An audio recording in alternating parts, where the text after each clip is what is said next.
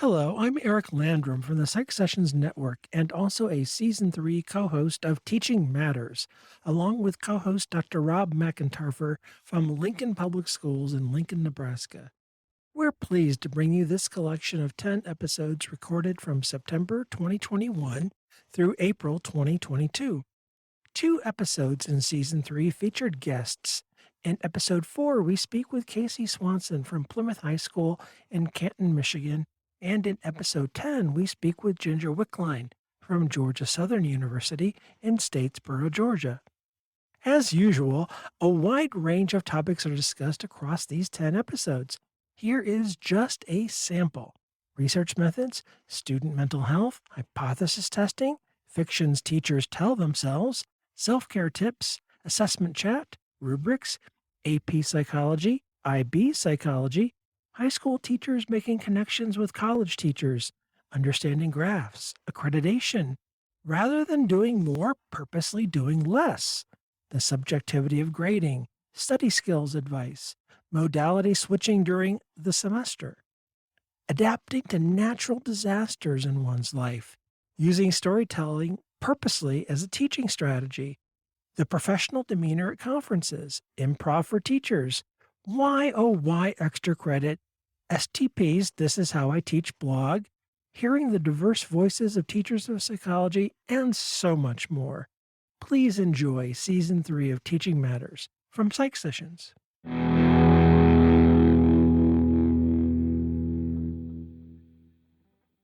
So, what would you like to chat about today, my friend?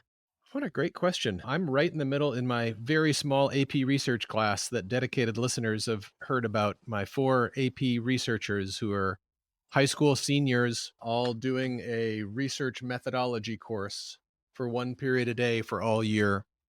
We just made the turn from qualitative research to quantitative research, and we started with true experiments, and it's been a lot of fun. Went through between groups without a pretest, between groups with a pretest, within groups, repeated measures, and then waiting list was what I consolidated it down to, Wow. which is fun. My teaching fail was the overall example that we all generated together at the beginning of class. I forgot that whatever hypothesis you come up with is unlikely to work with all of the different kinds of true experiments. So it's a bit of a pedagogical fail. But it was fun. We had good conversations. Yeah, I think, it's really hard. Yeah, you have to twist it and bend it. yeah, yeah. But what I would love to hear what you do, because you've taught research methods more often than I have. True experiments are fun to talk about. How much time should we spend on them, given that no one does them? Okay, that's a great question. But before you get there, though, um, you may not know this Hmm. off the top of your head, but how old are your four students? They're all seniors in high school, so they're all 17, 18. They're all 17 or 18. Hmm. And you can tuck this away and think about it. What what what time of day do you meet with them? We were just talking about that because the hypothesis they came up with was actually, I asked them when they would like to start school, and they picked 9:30. And then we talked about possible dependent variable benefits to that independent variable change. But the class is bright and early at 8 in the morning. So 8 o'clock in the morning till 8:50 every Uh, day. 5 days a week. Yes. So, if you're game for this, and you might not be, which is Mhm. fine, would you be willing to give up 50 minutes one day and record with them and me?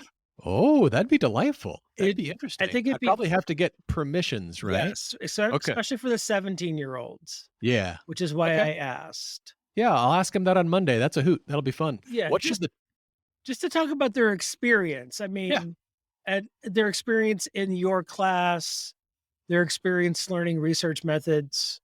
Um, I think it I think it you've been talking about them, and they'll eventually be able to hear these, Right.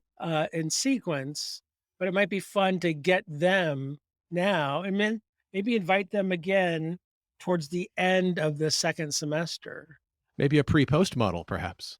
Yeah, but Uh, just th- yeah, conversationally. that'd Uh, be fun. qualitatively, if you will. Yeah. That's a great idea. I'll ask them on Monday how into that they would be, and I'll get back to you. That's a great idea. Yeah, but and of course, if they don't want Sure. to, I mean, that's Yeah, fine, and you bet. I kinda They're in the think it midst probably of, it's hard to talk them into much of anything right now because while they're doing my class, they're also doing college applications. So if not now, then after they've all applied to college, I think they'll be more into doing other things. or if you can tease them with the notion of they would have a little bit of access to a college professor, Sure. That'd be fun. if that's the tease. Although I'm not so sure I could help them much with college applications.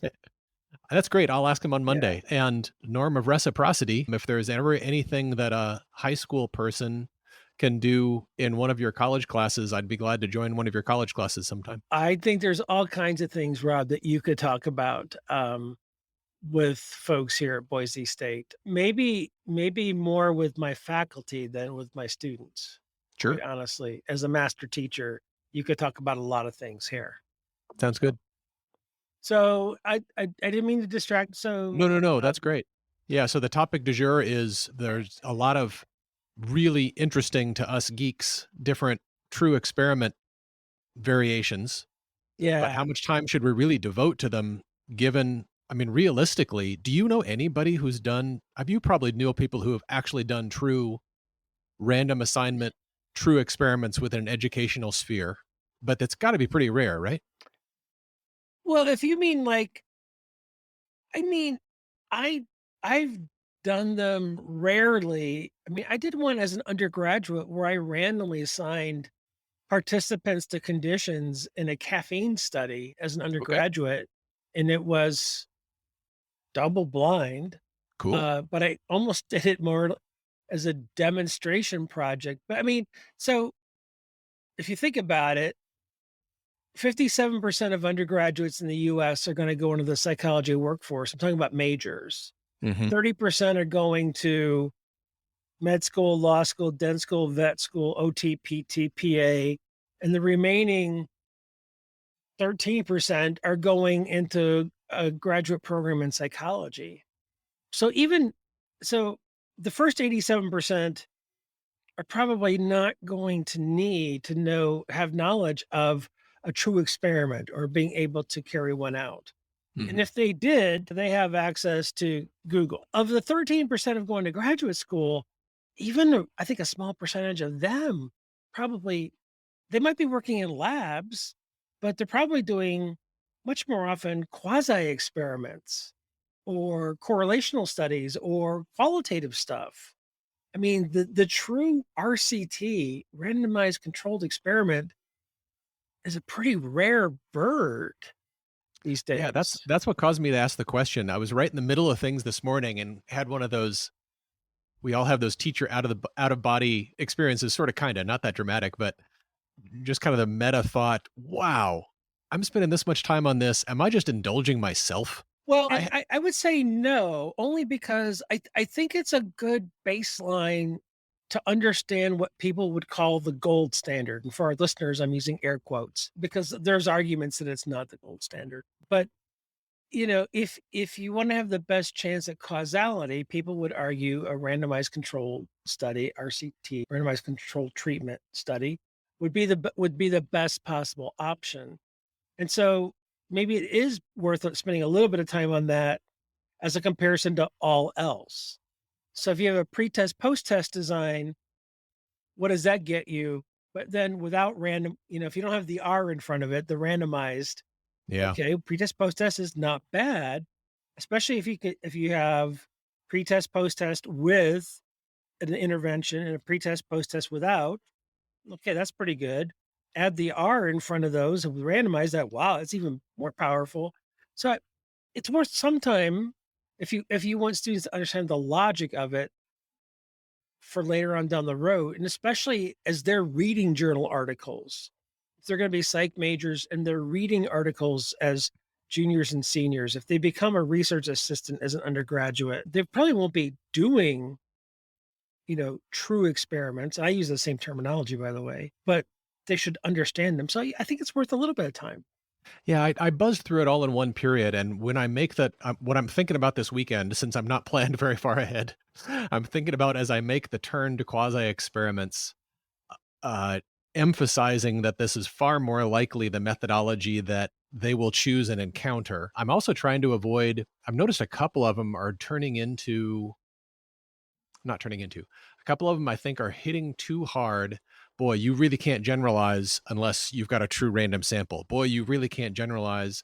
And because that's what the textbook says and that's what they've read. Yeah. And so we're going to have discussions about generalization is an argument. Generalization, there are always threats to validity, to external validity. And what you really need to look at is the researcher's argument about external validity and generalization, because it's not nearly as cut and dried most of the time. I'd say probably all the time as you see in textbooks. Yeah, and it's so nuanced. And boy, Yeah. even if you've got high school students thinking about this, Rob, they're so far ahead of the game because I'm not so sure when I teach research methods as a 300 level course that I get my college students thinking that nuance. I think you've got the benefit of 4 and understanding where they're at because, you know, although individual researchers and individual studies will have a claim about generalization at the end of an individual journal article, we know that real generalizations come from the accumulation of evidence Right. across journal articles. So, of course, Yeah. we can nitpick about, well, your sample size was 128 and a power analysis says it should have been 256 Mhm. and you didn't do a power analysis or your power coefficient blah blah blah. I mean, so we can nitpick all day long, but the Yeah. beautiful thing about the replication crisis is that now we're doing replication studies. And now with pre-registration, we can start having more confidence in conclusions. And we've always used hedging language. And I don't think we're going to stop doing that. And, I have a hard time with my seniors in the capstone class getting them to stop using the word prove. Yep. And I don't know how many times I've written, we never prove anything. Yeah. We never prove anything. We only disprove incorrect hypotheses. Maybe that should be the psych sessions t-shirt. We never prove anything. I think that'd be a good t-shirt. You know, actually, a t-shirt competition wouldn't be bad. That'd be fun. But then you vote by buying them. I like it. Yeah, a t-shirt competition. Psych sessions, we never prove anything. We never prove anything, and we never stop. We never stop. I want Yeah, to put a if you've plug got in students for a thinking at that level, that's pretty cool. yeah, and we'll see how far we go with it because ultimately what their version of the capstone, what has to happen at the end of the year is after I buzz through research methods, they've got to pick the one that is most appropriate for their research question. And what they don't know yet is all of them really, in my judgment, are most appropriately matched with either a survey or maybe a quasi experiment using Absolutely. archival data, really. Absolutely. Yep. So that's where they're going to get. They won't. None of them will be doing a within subjects true experiment design. No. So we'll Yeah. get there. Even in my college level, they all do a survey study. They Yeah. they get a small number of survey questions on the omnibus survey given to Psych 101, and they're almost always either it's it's a it's a correlational study. Right. They're correlating they're correlating two different interval ratio scale questions that they've developed, or they're doing two group or multi-group comparison t-test ANOVA type thing on whatever their item of interest is. And so Right. they're very rudimentary, basic types of design. So they can start to wrap their head around Mhm. things like what relationships with correlations and variance and differences with ANOVA and t-tests. Yep. And this seems super justified to me. And going back to something you said earlier, the percentage of majors who end up being further involved in research, those are the kinds of analyses that they will encounter. Absolutely. I mean, I think if our psychology majors, really honestly, and people will laugh at this or scoff at this, and I'm okay with that. If our psychology majors left understanding mean and standard deviation and could create a pie graph or a bar chart in a meaningful way that communicated a message to their future employer, their future school board, their future legislature, their future PTA or their church group or whatever, a mean and a standard deviation and a chart or a figure that was fair with the data, that's going to fit 80% of our majors, our graduates, and what they Totally agree. need. Yeah. Um, you can have the high level, nonlinear hierarchical regression or cluster analysis or whatever. That stuff is really cool. You can get out Tableau and do the fancy Yeah. stuff, and that will figure into 5 or 10% of people going to graduate school or going to business school need to do it. But that's not what everybody needs. Totally agree. And from a different perspective, but reaffirming that same idea, I've been working as a district office administrator for 16 years in the assessment evaluation office. We have a lot of data and we end up creating a lot of data representations. Almost every single time, the people just think we're boring, but almost every single time, the comparison we want people to make is done best with a simple bar chart. Almost every single time. Yeah, I mean, I would imagine as a school administrator or as a K-12 teacher, you know, if you have the mean and the standard deviation for a class on Mhm. some metric, and you have a child coming in for a parent teacher conference and you show the child's score, it would be, I would imagine for most parents, it's a real battle for them to understand. They understand their child compared to the average, but Mhm. they don't understand standard deviation at all. Yeah, and we haven't tackled that beast in our district much. We have a little bit sometimes with the reports that come back with large scale tests. So reports from publishing companies that come back with stock reports. Sometimes they'll do a decent job with they variously call it standard error, standard Right. deviation. They'll represent it with box and whiskers, sort of kinda, or at least Or whiskers error around a bar bars or chart something. Yeah. or gray areas. Sometimes they'll do some sort of fuzzy gray around an actual score in a clever way. So some of the publishing companies have tried to do that, and we should probably try to do a better job of that in our district now that I think about it. Well, and I think for our parents, what they want to know is I see the scores of the class or the school or the grade level, I suppose. Here's my Mhm. kid's score. I think they probably want to know, should I be worried? Right. Absolutely. Where's the boundary of worry? Yeah. Should I be worried? And I'm looking to you, the professional. Mhm. And I think the standard deviation and the boundaries for that, you know, are nuanced and take some Yeah. conversation and some interpretation. And that's where all y'all as the professionals shine. And maybe they don't have to understand, they certainly don't have to understand the formula. Then maybe don't have to understand the concept. But I think here's the cutoff for worry. And Yeah. if they really press you, well, here's why. Yeah. And the really counterintuitive idea that's hard, we haven't tried explaining this to parents yet, but we have tried explaining it to teachers.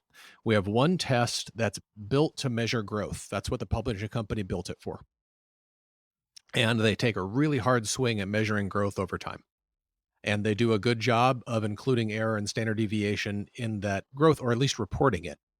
What's really it's a fascinating conversation with teachers to talk about, okay, we can be this confident that an entire grade level grew this much.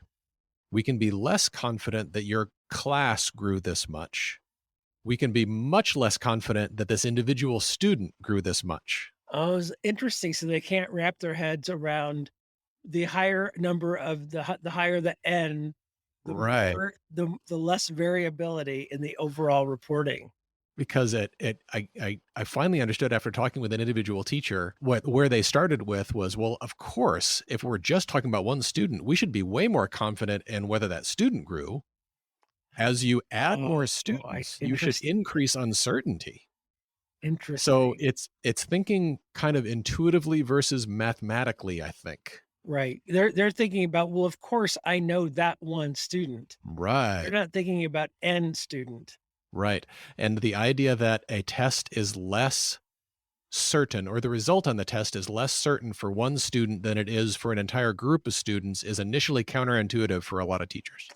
Yeah, and plus and they might have had that test of measurements class 20 years ago. Sure, if they had one. Not all future teachers. I don't think a lot of teachers' colleges require a robust ed measurement classroom. And if it is, it's often very contextualized.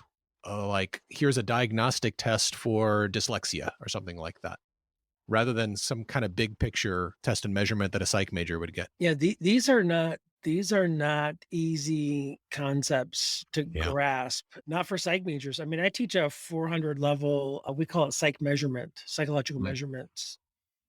And, even in that class, you go over the types of validity, types of reliability, and there's different models for those, as you already know. But, it's not easy for them, my undergrads, to grasp that stuff. And you have to really Yeah. walk them through.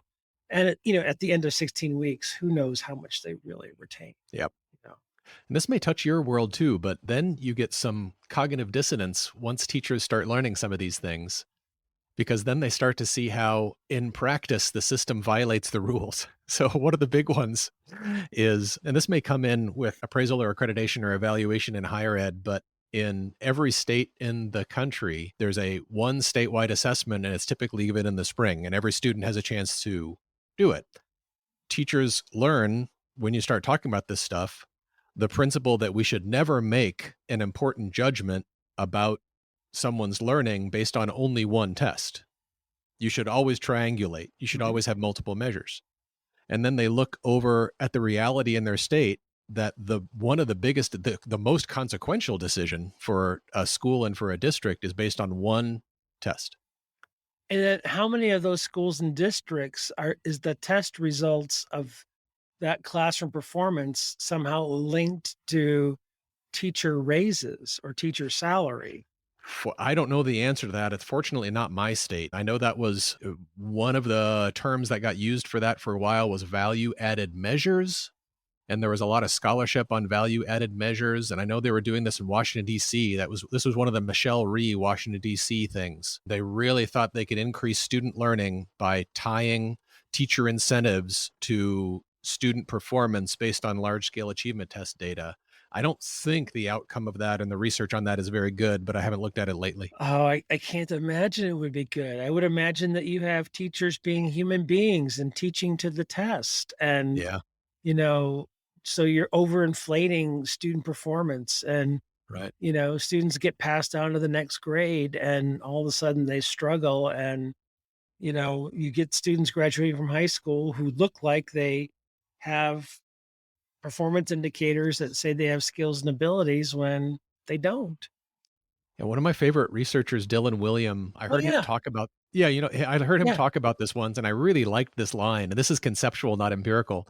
But when he was talking about incentivizing teacher pay or other things based on test scores, he said, just think about the underlying logic. What you're trying to say, what you're assuming there is, I'm a math teacher and I'm teaching math, but in my back pocket or somewhere, I've got a much better way to teach math. I'm just not doing it yet because you're not paying me enough.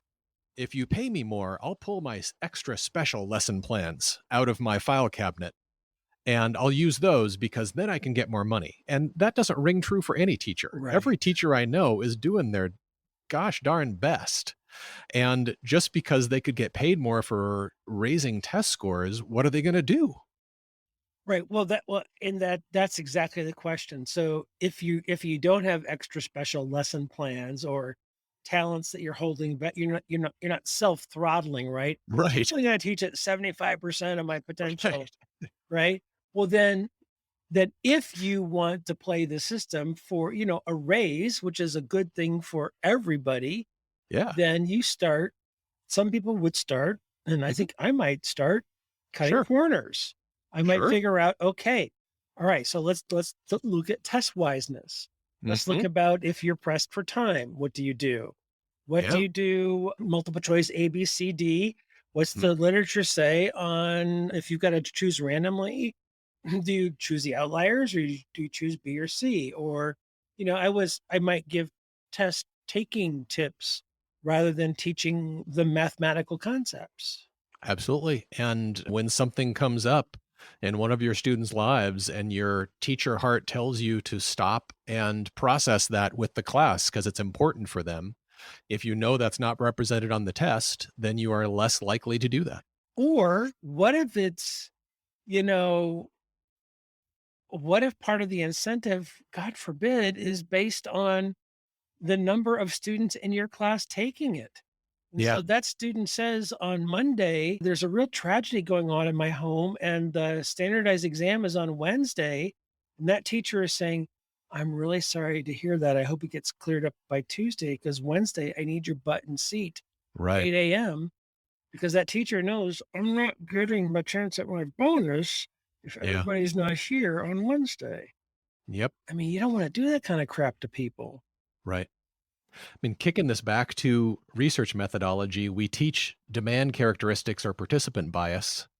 Um, and there's a sense of that with if there's high stakes testing going on, you increase the chances that your test takers may develop some cognitions about the measurement that are totally unhealthy and will hurt their score from representing what they truly know and all sorts of things. And you start looking for cheating and, Yeah. there if it's a high stakes test, I mean, this is the Lori Loughlin thing, right? The, Yeah. trying to get into college with better scores and faking the participation of high school events to get into better colleges and people Yeah. hiring other people to take their LSATs to get into Yeah. law school. I mean, high stakes testing has those nefarious implications. There's a great, really sad article, and this is a number of years, quite a while ago now, but I don't remember what it was in, about a school in Georgia who there was an expose. Their statewide testing scores went way up, and they found evidence that administrators and staff were gathering on like on a Saturday or after school or something, and they were going through and rebubbling kids' tests. And it's Wow. really hard to understand that motivation until you read the article, and then you start looking at the background of the incentives and the pressures that teachers, that administrators and staff were put under that led to that really, really sad outcome. Yeah, and, even to give, the benefit of the doubt, it could have been as innocent as we want our, young adults from our school to have the best possible chance at a future. So we want their ACT, SAT scores back in the bubble sheet days to be high. So we're going to sit here on a Saturday and rebubble. Yeah. And, obviously that's cheating, that's fraud. But I could see an administrator going, I know the kids in my school without this are gonna suffer. I think they're smarter than that this test shows. I think there's racial bias in this. I'm gonna correct for that, even though what I'm doing is probably wrong. And so I'm gonna bubble here and I can see it. I can see Yeah. why it could happen. Yeah. So we went from a kind of a specific research methodology question out to a big social question. I think we do that a lot, out to a big, like, social implications within the field of education of external validity issues, really. Well, and and this is your world, not mine so much. Although I had 2 kids that went to public school and, Mhm. those test scores meant something. Yeah. Those test scores decide, did they stay in their classroom? Did they get access to a gifted and talented? Did they get access to resources? Were they going to go into a certain group? Maybe this is revealing too much, but while my kids were in school, I got a divorce. And so there was a bumpy time for them. And I think there was probably some testing or some evaluation. And one of my kids went into kind of a group counseling situation, where it was during school time. And so I don't know if there was a test per se, but I'm sure there was some sort of evaluation to make sure that they were eligible for that. And so these evaluations and tests really do matter. And so that they're reliable and valid and interpreted correctly and not misused really is meaningful. I totally agree. An article that's in my queue to read from the Scholarship of Teaching and Learning in Psychology. I heard that had a rocky start, but the editor now is outstanding. Dana Dunn is a top-notch human being. I'll say that right now. There are lots of top-notch human beings involved and have been involved in that journal. But the Wow. article title is "The Impact of COVID-19 on University Students' Academic Motivation, Social Connection, and Psychological Well-Being." And so far, Wow, it what looks a like a real run-on title. Jeez. yeah, it Sorry. looks like a really I'm excited to read through it. I might end up using parts of it as an example of a survey study for my AP research class because this is a topic they're very interested in, and I'm fascinated by it too. In our district, there's a sense of students are stressed, teachers are stressed, and some of that we can trace to there's a sub shortage and everybody has more work to do and everyone's covering each other's classes. But there's also something else that we can't put our finger on. Everybody's just more stressed than usual. And we don't know if it's masks. We don't know if it's ambient worry about COVID-19. We don't know how related it is to students who are home for a long time and now they're back. But it's kind of what everybody's talking about in our district. Yeah, I don't have the answers either. I get the same sense around here and the people, some of our colleagues, our friends that I talk to around the country. I had a chat with Regan Gurung recently, and this came up in our conversation. I do think in K-12 as well as higher ed, there's a there's a continual, I don't know what to call it, maybe I'll call it mission creep, or we're always being asked to do more and almost always do more with less. Yeah. And, so I mean that's a common thread. And I'm sure it's the same way in other industries outside of education. And, I really try for not only for myself, but for my faculty, when a cool thing comes along, when a cool opportunity comes along, it hits their inbox. I I'm totally supportive of if they want to do that. But my first question is almost always, so what are you going to stop doing?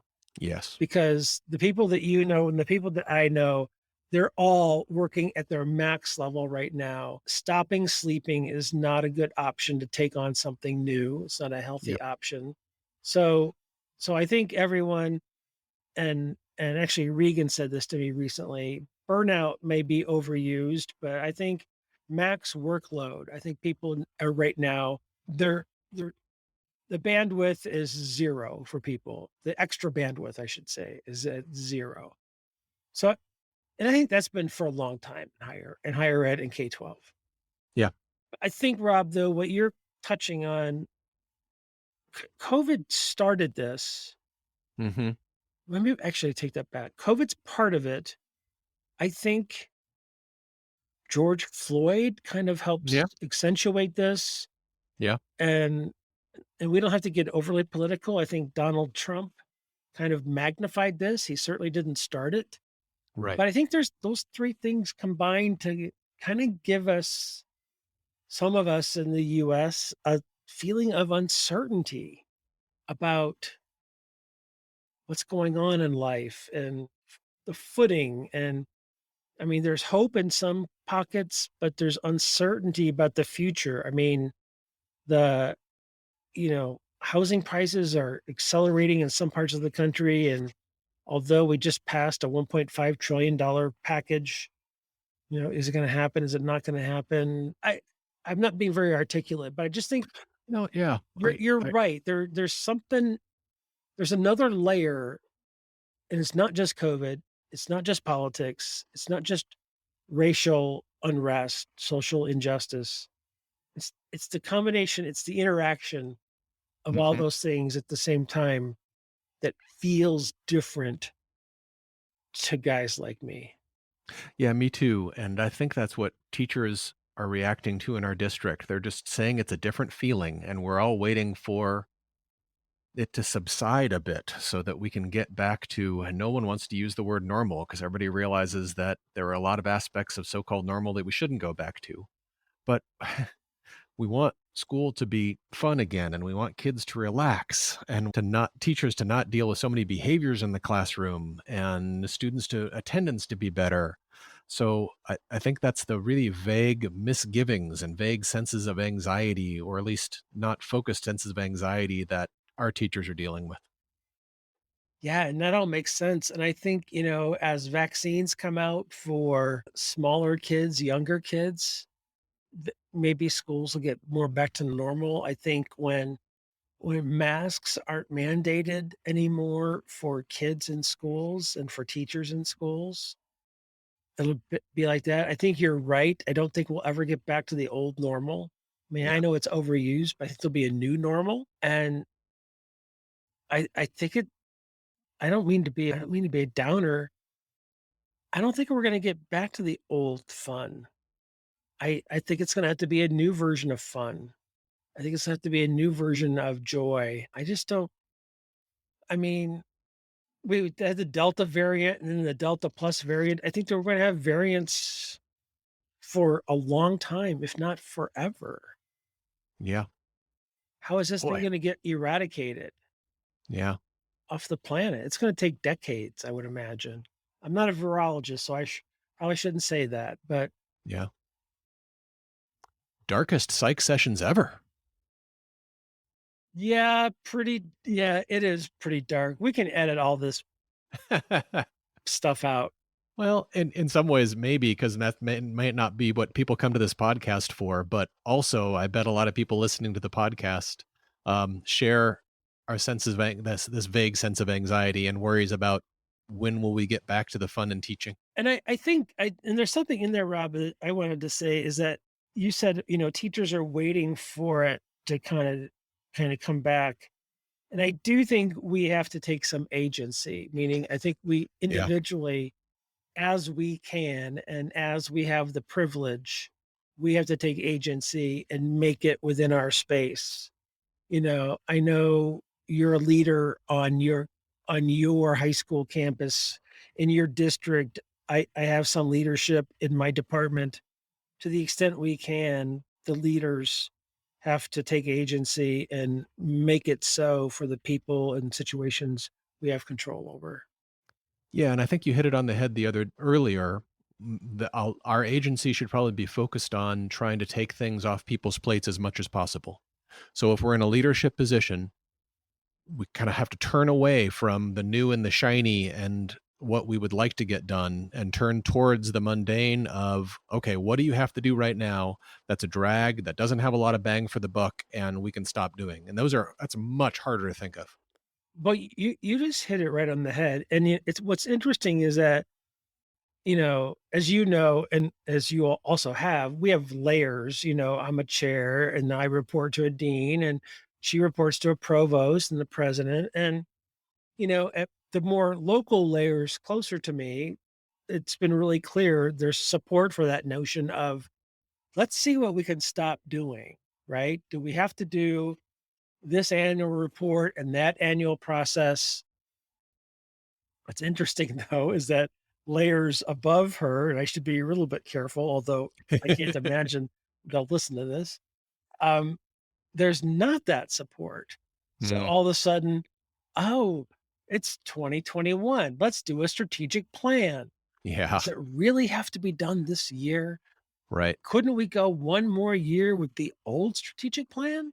Yeah. And so, Rob, I think you're spot on. I mean, what and I'm sure your school district has these things that you do on an annual basis or every other year, every third year basis. And can we just look at can we not do that this year?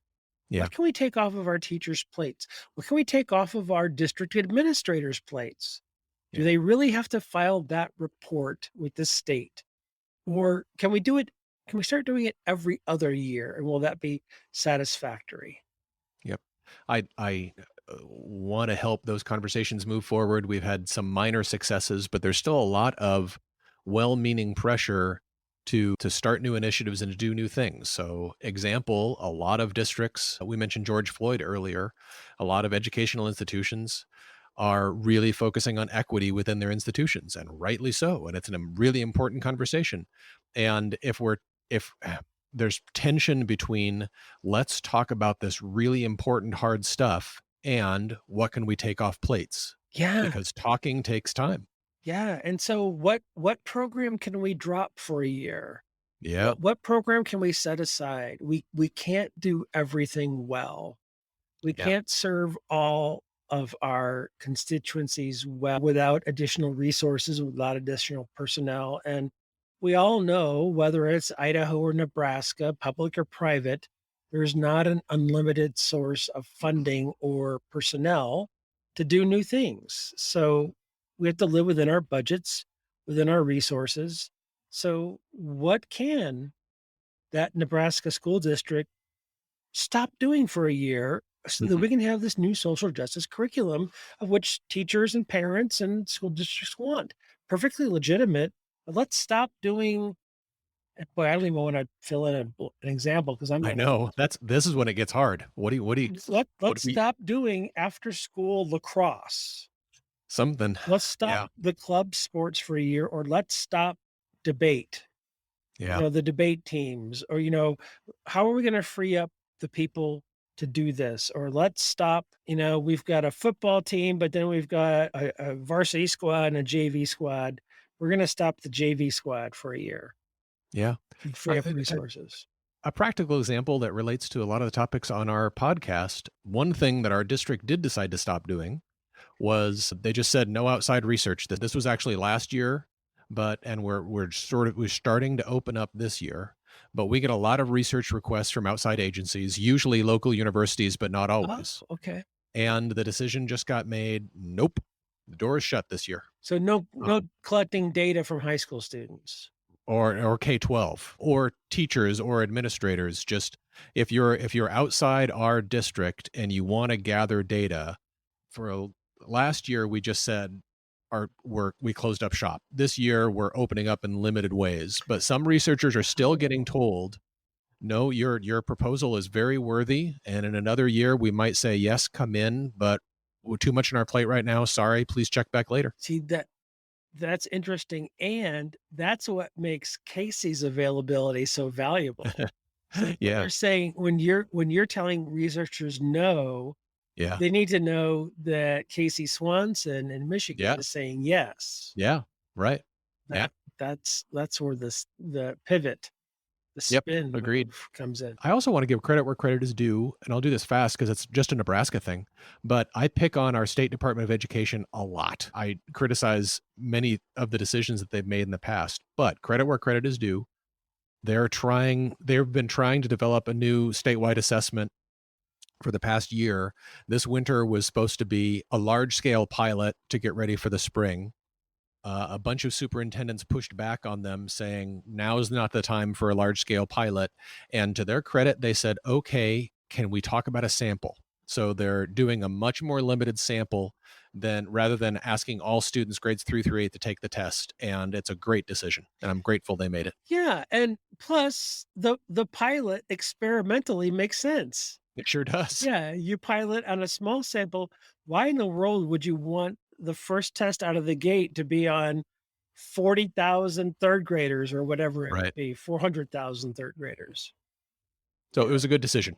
Yeah, good for them. Yeah. Sort of circling back to the very beginning towards the end of our conversation, I want to put a plug out there for Society for Teaching of Psychology. I'm sorry, There's a who are they? You might know somebody. Well, I know one of those persons. The document is called Evaluating Research Summaries. It's available on the STP website under Teaching Resources, I believe. Um, Diane Halpern is the one of the co-authors. She's the one who I've met. I've heard of her. Keith Millis, Katya Weimer, and Patricia Wallace are the other ones. Most of them are from Northern Illinois. One's from Claremont. That's Diana Halpern. It's a really nice document if anybody's doing research methods, either in intro or a research methods class. I think 7 scenarios, and they're pretty fleshed out research scenarios, and they have deliberate flaws built in, and the flaws are really realistic. They don't get esoteric with the flaws. They're not trick questions. They're not little dinky, really tricky flaws that only research methodology geeks are interested in. They're flaws like your control group isn't really comparable. They're flaws like there's a real risk of experimenter bias here because of this. So it's a document I'm going to be using. My students don't know it yet, but I'm going to be using parts of it when we're done with our research methods survey as an assessment. Very cool. Very cool. Yeah, actually, all joking aside, there are all kinds of resources available from the Society for Teaching of Psychology. Almost all of them are free. They're not behind a paywall. They're not something you have to log into. Teachpsych.org, and the best secret is that you don't have to be a member to access them. You can be a member for $25 a year. That would get you access to some grant opportunities, and you become a supporter, you become a patron, but some amazing opportunities to get involved and to get access to project syllabus and And resources like Rob has just pointed out. So and plug number 2, I'm co-editor of the I'm a member of SCP, and this is how I teach blog. And we're always looking for teaching stories. So anybody out here listening to that, once you join STP, we would love to feature you on the blog. this is how I teach blog, and you featured somebody recently that I would have thought would have been featured long ago. Yeah, Regan? Yeah. Yeah, Had he yeah. not been Bizarre that he featured before? bizarre that he hadn't been on there, I mean, right? I was he might shocked. have repeats, which is fine. I mean, it's No, not my decision. no repeats. The way I figured that out is actually related to this podcast. To recruit names, I went through you and Garth kindly sent me the list of people who have been on psych sessions, and I just cross-indexed that list versus people who have been on the blog, and I started asking those people. And then every time I post something from someone who has a psych sessions podcast, I will also post that link at the bottom of the blog post. Oh, very cool. That is very cool. Well, this is a great conversation, All right, Eric. Rob, anything else you got going on? Nope. Be well. Everybody out there, please be well. All It's right. getting colder. It's getting colder in our states. If you live somewhere warmer, please don't tell us that That's because it's kind getting of a high colder in our bar. states. Be well. One last tidbit, not that anybody cares. I Mhm. do. So I have a face-to-face class, not with 4, but with 80 students Wow. twice a week. So I actually get COVID tested every other week. Wow. We're just finished week 12 of my semester. So I do it at the end of every even numbered week. So I did one for my Wow. COVID test this morning. So, and Well tested. I'll get my results this afternoon. So yeah, so far out of the first 5 this semester, they've all been negative. So All right. I don't It's know. probably a great example for type 1 and type 2 error, I imagine. And I do know someone that did have a type, let's see, I always have trouble with that. type 1 reject when you should accept a type 2 error. I did. Yeah. I always have to go over and get my cheat sheet for type 2 error. Yeah. Is it the pregnant example? I like that one. No, mine is null hypothesis is false and was accepted. Type 2 error. That's how I have to think through it. Yeah. Yep. So, but yeah, so 5 in a row, I'm expecting the 6th one today. I just go for peace of mind. So, Nice. that's be well and then have evidence. Yeah, I like it. There's another another t-shirt. t-shirt. That's another t-shirt. Write that one down. Be I want to well buy these and t-shirts. mind the evidence. Yes. Mind the gap. Nice. All right, buddy. Thank you. Thanks, Eric. We'll see you. See you later.